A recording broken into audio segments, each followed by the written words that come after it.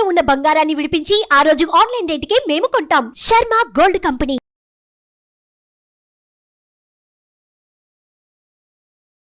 నమస్తే, welcome to Suman TV. నేను మీ యామ్ని. ప్రస్తుతం మనతో ఉన్నారు ప్రముఖ ఆధ్యాత్మికవేత్త, ప్రముఖ జ్యోతిష వాస్తు పండితులు సుభాష్ శర్మ గారు ఉన్నారు. గురుగారితో మాట్లాడి మనకున్న సందేహాన్ని అడిగి తెలుసుకుందాం. నమస్కారం గురుగారు. శ్రీమాత్రే నమః. గురుగారు, మనకి ఈ నెల అక్షయ తృతీయ రాబోతుంది కాబట్టి అసలు విశిష్టత తెలియచేయండి. అలానే ఆ రోజు ఎలాంటి పరిహారం చేసుకుంటే మంచిది, అలానే ఏ రాశుల వారికి బాగుంటుందండి? తప్పకుండా తెలియజేస్తానమ్మా. ముందుగా ప్రేక్షకులందరికీ శ్రీమాత్రే నమః, శ్రీ గురుభ్యో నమః. శుద్ధ లక్ష్మీర్మోక్షలక్ష్మీ జయలక్ష్మీ సరస్వతి శ్రీలక్ష్మీ వరలక్ష్మీశ్చ ప్రసన్నా మమ సర్వదా. నమస్తే అస్తు మహామాయే శ్రీపీఠే సురపూజితే శంఖచక్రగదాహస్తే మహాలక్ష్మీ నమోస్తుతే. అక్షయ తృతీయ అనేటటువంటిది పరమ పవిత్రమైనటువంటి రోజుగా మన హిందూ పురాణాలలో చెప్పడం జరిగింది. అసలు అక్షయ తృతీయ అంటే దైవికమైనటువంటి కార్యక్రమాలకు, దైవిక పరంగా చేసే ప్రతి ఒక్క యజ్ఞయాగాదికి చాలా ప్రత్యేకతమైనటువంటి అంశాన్ని చేకూర్చినటువంటి రోజే అక్షయ తృతీయ. అక్షయ తృతీయ రోజు ఎవరైతే యజ్ఞయాగాదులలో పాల్గొంటారో, ఎవరైతే మహాలక్ష్మీదేవి యొక్క ఆరాధన చేస్తారో వారికి తమ జీవిత కాలంలో ధనానికి లోటు ఉండదు. సిరి సంపదలు ఎప్పుడూ కూడా కొలువై ఉంటాయి. అంటే తరగకుండా వాళ్ళ ఇంట్లో ఎప్పుడూ కూడా సిరి సంపదలు ఎప్పుడూ కూడా కొలువై ఉండి ఆర్థిక పరంగా చాలా స్ట్రాంగ్గా ఉండడానికి ఇది అక్షయ తృతీయ అనేటటువంటిది ఒక ప్రత్యేకమైన తిథిగా చెప్పడం జరిగింది. అందుకే అక్షయ తృతీయ వచ్చింది అంటే ప్రతి ఒక్కరు లక్ష్మీదేవిని విపరీతంగా ఆరాధన చేస్తారు. ఇది వైశాఖ మాసంలో వస్తుంది కాబట్టి దీనిని మాధవ మాసం అని కూడా పిలుచుకుంటారు చాలామంది. అంటే ఈ మాసం అంతా కూడా విష్ణుమూర్తికి అంకితం చేయబడింది. అంటే లక్ష్మీనారాయణుల్ని ఇద్దరినీ కూడా పూజనీయంగా ఆచరణ చేయడానికి ఈ మాధవ మాసము, ఈ వైశాఖ మాసం మొత్తం కూడా వైశిష్టమైనటువంటిది అని చెప్పడం జరిగింది. అయితే ఈ అక్షయ తృతీయ అనేటటువంటిది పరమ పవిత్రమైనటువంటి రోజుగాను, ఎందుకు ఇంత పరమ పవిత్రమైనటువంటి రోజు అని చెప్పడం జరిగింది అని అంటే, ఈ అక్షయ తృతీయ నాడు ఎన్నో పుణ్యకర్మలు జరిగినటువంటి రోజు. సాక్షాత్తు ఈ యొక్క విష్ణుమూర్తి పరశురాముని యొక్క అవతారం దాల్చినటువంటి రోజు, భూమి మీద అడుగు పెట్టినటువంటి రోజు ఈ అక్షయ తృతీయ రోజే. అలాగే మనకు ఎన్నో పాపాలను తొలగించడానికి గంగాదేవి అవతరించినటువంటి రోజు కూడా ఈ అంటే భూమి మీదకి వచ్చినటువంటి రోజు కూడా అక్షయ తృతీయ అని చెప్పడం జరిగింది. అలాగే వేదవ్యాసుల వారు శ్రీమద్ భాగవతాన్ని రచించినటువంటి రోజు కూడా ఈ అక్షయ తృతీయ రోజే అని చెప్పడం జరిగింది. ఇలా చూసుకుంటూ పోతే అలాగే సూర్య భగవానుడు ధర్మరాజుకి అక్షయ పాత్రను అందించినటువంటి రోజు కూడా ఈ అక్షయ తృతీయ రోజే. అలాగే ఈ యొక్క దత్త దర్శనం కూడా జరిగినటువంటి రోజు కూడా అక్షయ తృతీయే అని ఇలా ఎన్నో రకాలైనటువంటి వైశిష్టాలు జరిగినటువంటి రోజు అక్షయ తృతీయ. అంటే శుభానికి సంకేతం ఏదైనా ఉంది, సంవత్సర కాలంలో ఒక మంచి రోజు, ఒక పర్టికులర్ డే, ఆ రోజున ఏది చేసినా కూడా మనకు అక్షయంలా మారిపోతుంది, విజయాన్ని చేకూరుస్తుంది అనేటటువంటి రోజు ఏదైనా ఉంది అంటే సంవత్సర కాలంలో వైశాఖ మాసంలో వచ్చేటటువంటి ఈ అక్షయ తృతీయ. అలానే ఆ రోజు ఎక్కువగా బంగారం కూడా కొనుగోలు చేస్తూ ఉంటారు కదండి, నిజంగా ఆ రోజు కొనాలంటారా? బంగారము అనేటటువంటిది సనాతన ధనంలో ఎప్పుడు కూడా చెప్పలేదు, ఎవరు కూడా చెప్పలేదు కూడా. అంటే హిందూ పురాణాలలో బంగారము పసిడి అనేటటువంటిది ఈ రోజే కొనాలి అనేటటువంటి విషయాన్ని మన పురాణాలలో చెప్పలేదు. కనుక బంగారం కొనడం తప్పు కాదు. అలాగని ఈ రోజున బంగారం కొనకపోతే అదేమో దోషము అనేటటువంటి అంశం కూడా లేదు. బంగారము డబ్బులుంటే ఎప్పుడు డబ్బులుంటే అప్పుడు కొనుక్కోవచ్చు. కానీ ఈ స్పెషల్లీ పర్టికులర్గా మనము ఈ రోజునే బంగారం కొనాలి అనేటటువంటి అవకాశం అయితే ఎక్కడ కూడా చెప్పలేదు, చెప్పరు కూడా. ఎక్కువ కొంటూ ఉంటారు. బికాజ్ ఆ బంగారం తీసుకుంటే అది ఎప్పుడు కూడా తరగకుండా మనం ప్రతి సంవత్సరం ఈ సంవత్సరం అంతా బంగారం కొంటూ ఉంటాము అనేటటువంటిది అది మానవులు మనం కల్పించుకున్నటువంటి అంశమే తప్ప మనకు ధర్మం ఏం చెప్పలేదు. మనకు ఏదైనా చెప్తే ధర్మం ఏది చెప్తే అదే మనం చెప్తాము తప్ప కల్పించి చెప్పడం అనేటటువంటిది అంత సమంజసం కాదు. కాబట్టి బంగారం అనేటటువంటి కొనండి, అందులో తప్పులేదు. కాకపోతే బంగారం కొనాలి అనే పేరుతో అప్పులు చేసి మరి బంగారం కొనకండి. మీ దగ్గర డబ్బులు ఉంటే కొనుక్కోండి, లేదు అంటే ప్రశాంతంగా కూర్చొని యజ్ఞయాగాదులలో పూజాకృతులలో పాల్గొనండి. అసలు నిజానికి అక్షయ తృతీయ రోజు ఆచరించవలసిన ధర్మాలు రెండు ఉన్నాయి. ఒకటి దానము, రెండు ధర్మము. దానము అంటే అర్థం ఏంటి? నీకు ఎప్పుడైతే ఈ యొక్క అక్షయ తృతీయ వచ్చింది అని అంటే నీ జన్మకు వృద్ధి ఏదైతే వస్తుందో అది దానం చేసుకో. అయితే వేదవ్యాసుల వారు ఒక మంచి మాట చెప్తారు. బ్రతికి ఉన్నప్పుడు మనిషి చేయవలసిన క్రతువులలో అక్షయ తృతీయ చాలా పరమ పవిత్రమైనటువంటి రోజు. నీకు ఈ జీవం ఉన్నప్పుడు నీకు ఎవరు సహాయం చేస్తారో చేయరో తెలియదు. నువ్వు పోయిన తర్వాత నీకు ధర్మోదకాలు వదులుతారో లేదో తెలియదు. నీకు గుప్పెడు నీళ్ళు ఇస్తారో లేదో తెలియదు. నీకు గుప్పెడు తిండి పెడతారో లేదో తెలియదు. అంటే మాసికం వచ్చింది అంటే కనీసం నీకు ఇంత నైవేద్యం పెడతారో లేదో తెలియదు.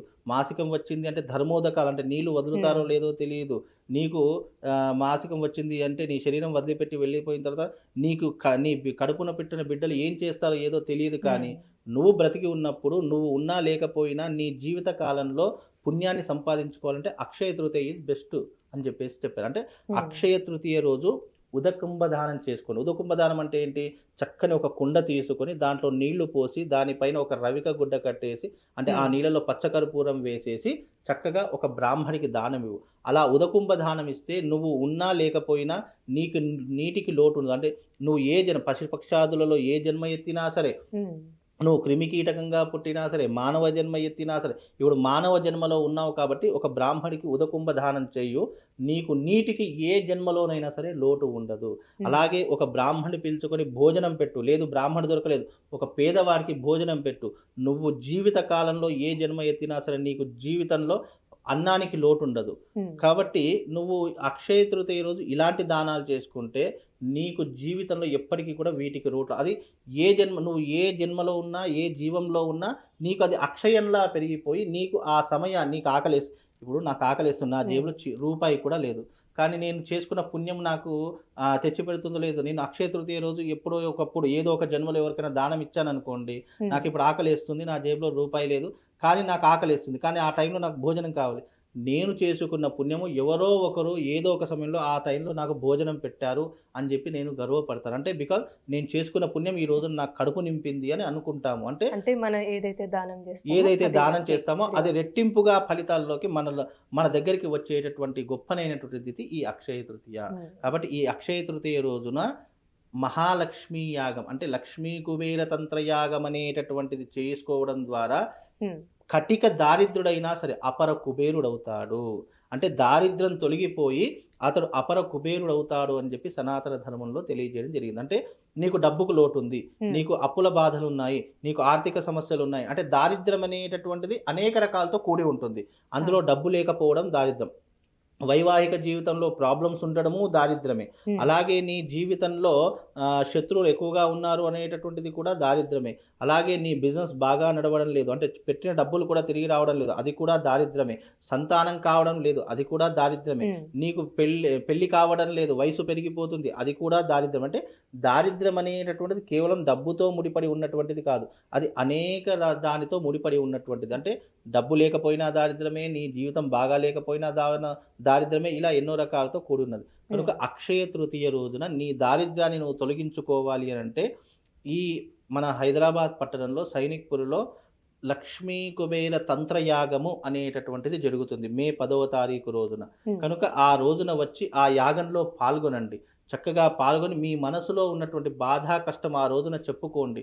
ఆ రోజున చేసే యాగానికి మీకు అక్షయం అనేటటువంటిది దొరుకుతుంది. అక్షయం అంటే మీ కష్టాలన్నీ తొలగిపోయి ఏదైతే ఆ కష్టాలన్నీ మనం ఆ హోమగుండంలో కాల్చేసి పుణ్యాన్ని ఒక అక్షయ పాత్ర అనేటటువంటి మనం సంపాదించుకుంటామో నీ జీవితకాలం అనేటటువంటిది మారిపోతుంది. కటిక దారిద్రుడైనా సరే అపర కుబేరుడు అవుతాడు. అంటే సైనిక్పురిలో, హైదరాబాద్ సైనిక్పురిలో ఈ యొక్క యాగం సత్యనారాయణ స్వామి దేవాలయం అని ఉంటుంది ఈ సైనిక్పురిలో. ఆ ఆలయంలో ఈ యొక్క లక్ష్మీ కుబేర తంత్రయాగం అనేటువంటి ప్రారంభం చేస్తున్నామమ్మా. అది ఎవ్రీ అక్షయ తృతీయకు చేస్తాము. ఈ సంవత్సరం ఎస్పెషల్లీ అందరికీ ఆహ్వానించడం జరుగుతుంది. అంటే ఎవరైనా వచ్చి యాగంలో పాల్గొనవచ్చు, చక్కగా యాగంలో కూర్చోవచ్చు. ఆ యాగంలో పాల్గొన్న ప్రతి ఒక్కరికి కూడా అమ్మవారికి సంబంధించినటువంటి వస్తువులు పూర్ణ కలశం, పూర్ణ కుంభం ఇస్తున్నాము, అలాగే కరంగలి మాల ఇస్తున్నాము, హారిద్రికా మాల, అలాగే ఈ యొక్క ముత్యాల మాల ఇస్తున్నాము, అమ్మవారికి సహస్రనామాలతో చేసేటటువంటి కుంకుమ ఇస్తాము. ఇలా అమ్మవారికి సంబంధించినటువంటి కొన్ని వస్తువులను ఆ యాగంలో పాల్గొన్న ప్రతి ఒక్కరికి కూడా ఆ వస్తువులను అందచేయడం జరుగుతుంది.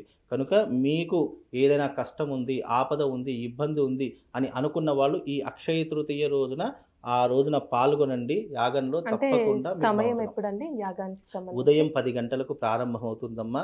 అయితే ఖచ్చితంగా ఈ సంవత్సరం క్రోధినామ సంవత్సరం కాబట్టి కొన్ని రాసుల వారు మాత్రం తప్పకుండా ఆ యొక్క అక్షయ తృతీయ రోజున పాల్గొనాలి. పాల్గొనాలి. ఎందుకు అంటే బికాజ్ గురువు అనేటటువంటి గ్రహము వాళ్ళ జాతకంలో చేంజ్ అవుతుంది. చేంజ్ అయినప్పుడు తప్పకుండా వాళ్ళ గ్రహస్థితి అంటే రాజయోగాన్ని అందించుకోవాలన్నా, రాబోయేటటువంటి రోజులలో వాళ్ళ గ్రహస్థితి బాగుండాలన్నా తప్పకుండా 5 రాసుల వారు ఈ యొక్క యాగంలో పాల్గొనాలి. మొట్టమొదటి రాశి మేషరాశమ్మ. మేషరాశి వారు ఈ యాగం తప్పకుండా ఆచరణ చేసుకోవాలి.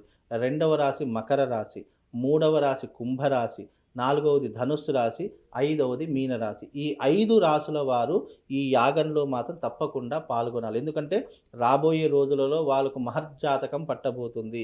ఆ రాజయోగాన్ని వీళ్ళు అనుభవించాలి అన్నా, ఆ రాజయోగాన్ని వీళ్ళు అందిపుచ్చుకోవాలన్నా తప్పకుండా ఈ యొక్క యాగంలో పాల్గొనండి.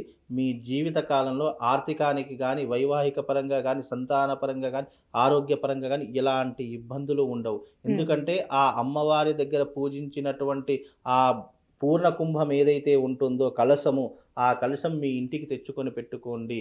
ఆ రోజున తెచ్చిపెట్టుకున్న కలశం మీ ఇంట్లో సాక్షాత్తు లక్ష్మీదేవి తిష్ట వేసి కూర్చుంటుంది. ఇక మీకు ధనానికి కానీ, ఆర్థికానికి ఎప్పుడు లోటు ఉండదు. కాబట్టి ఆ రోజున నేను చేసే యాగంలో పాల్గొనవచ్చు. మీరు చూసినా సరే, వచ్చి అక్కడ పాల్గొన్నా సరే, లేదు మేము రాలేకపోతున్నాం, మాకు కేవలం వస్తువులు కావాలి అనుకున్నా సరే బై కొరియర్ ద్వారా కూడా పంపిస్తాం. యాగంలో కూర్చోలేనటువంటి వారు మీరు పేరు గోత్రనామాలు పంపించడం ద్వారా మీ ప్లేస్లో ఒక బ్రాహ్మణ్ణి కూర్చోబెట్టి అక్కడ యాగాన్ని నిర్వహించి మీకు ప్రసాదం పంపిస్తాం. ప్రత్యక్షంగా కానీ పరోక్షంగా చేయడం ప్రత్యక్షంగా కానీ పరోక్షంగా కానీ ఎలాగైనా సరే యాగంలో పాల్గొనవచ్చము. మనసా వాచా కర్మణ, నువ్వు మనస్ఫూర్తిగా నేను చేస్తానని మనస్సు సంకల్పం ఒకటి ఉంటే చాలు. మీరు అక్కడ ఉన్నా సరే మీ పేరు మీద ప్రత్యేకంగా చేయించి మీకు పూజా వస్తువులన్నీ కూడా మీ ఇంటికి పార్సల్ చేస్తామమ్మా. చాలా చక్కగా తెలియజేశారండి మాకు. ధన్యవాదాలు. శ్రీమాత్రయ. చూసారు కదండి గురువుగారి మాటల్లో. మీరు కూడా ఈ యాగంలో పాల్గొనాలి అనుకుంటే మీకు స్క్రీన్ మీద నెంబర్ కనిపిస్తుంది కదా, ఆ నెంబర్కి మీరు కాల్ చేసినట్లయితే యాగానికి సంబంధించిన వివరాలన్నీ మీకు తెలియజేయడం జరుగుతుంది. ఇలాంటి విశేషమైన అంశాలతో మళ్ళీ మీ ముందుంటాను. ధన్యవాదాలు. సుమన్ టీవీలో మీ పర్సనల్ అండ్ బిజినెస్ ప్రమోషన్స్ కోసం కింది నెంబర్కి కాంటాక్ట్ చేయండి.